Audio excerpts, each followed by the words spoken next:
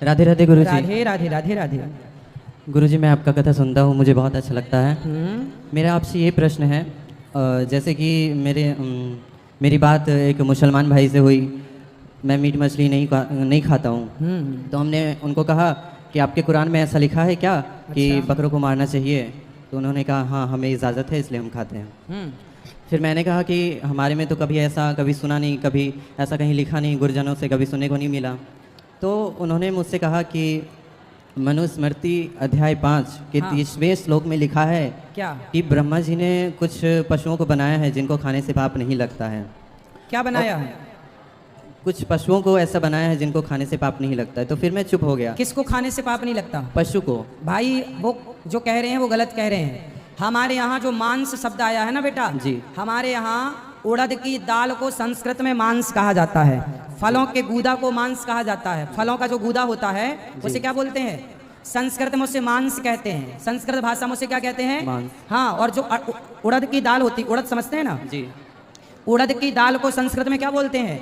मांस। तो जहां जहां संस्कृत में मांस शब्द आया है लोग जानते नहीं हैं, इसलिए वो मांस को मांस से समझते हैं, जबकि फल के गूदा और दाल को मांस कहा जाता है संस्कृत में, उसका नाम है। अब लोग नहीं जानते तो फिर अर्थ का तो अनर्थ करेंगे ना। जी। फिर मैंने नहीं माना, तो उसी वक्त उसने गूगल करवाया कि आप देख लो, तो उसमें लिखा हुआ था, इसलिए मैं सोचा कि अभी महाराज जी आए हैं तो उनसे बेटा प्रश्न वो सब करूंगा। ना जो लिखा हुआ है कई बार उसे समझने के लिए सही गुरु की जरूरत पड़ती है। कई बार जो लिखा है, जो देखा जा रहा है, वह भी सत्य नहीं होता।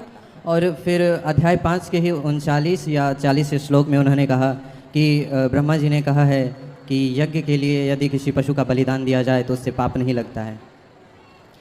यज्ञ के लिए बलिदान दिया जाए तो देखिए हमारे यहाँ बलिदान होता है, कद्दू का बलिदान होता है। हमारे यहाँ किसका बलिदान होता है? कद्दू का। कद्दू काट देते हैं, नारियल तोड़ देते हैं, वो भी बलिदान है। बलिदान का अर्थ है बलिदान देना है तो अपने अभिमान का बलिदान दो, क्रोध का बलिदान दो, बुराइयों का बलिदान दो, किसी की हत्या नहीं। जी गुरु। कद्दू चढ़ाओ। हमारे यहाँ जब भी पूजा होती है ना तो एक बलिदान होता है कद्दू का, नारियल तोड़ा जाता है, कद्दू का बलिदान वो है।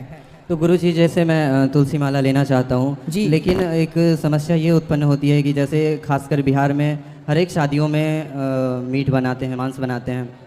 अभी कभी मैं शादी में गया और उसी भोजन में सात्विक भोजन भी बनाते हैं, उसी बर्तन में। हाँ। तो फिर खाना पड़ता है, तो उससे कोई दोष लगता है क्या? बर्तन का दोष लगता है? नहीं, बर्तन ऐसा कोशिश करो कि आप ना खाओ, फल खा के अपना उस दिन का गुजारा कर लो। मांसाहार तो नहीं ही करना चाहिए। जी ठीक है, तो ले सकते हैं माला? माला ले सकते हैं। एक लड़के ने गुरुजी से किया ऐसा सवाल जिसे सुनकर गुरुजी भी हैरानी में पड़ गए।